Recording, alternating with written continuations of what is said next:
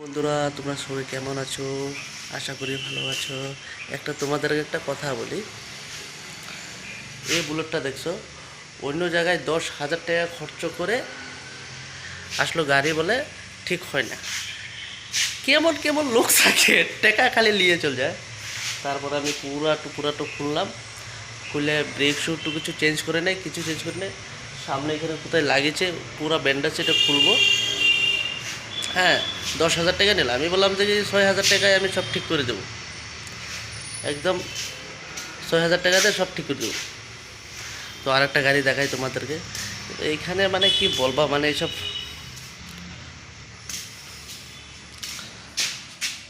দেখছো কত ব্র্যান্ড,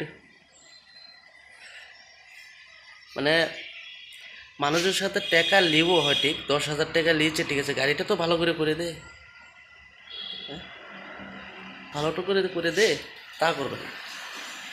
ওকে বন্ধুরা, ভালো থাকো। কি বলবো, লোকে একদম মানে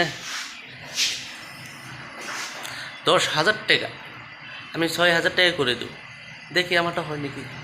না, ওদেরকে কিছু বলবো না, যে কোথা থেকে কাজ করে কিন্তু নিজের কাজটা ভালো করে করতে হয়, যে অন্য মানুষ যে ভুল ধরতে না পারে। ঠিক আছে, এটাই হলো মেন কথা।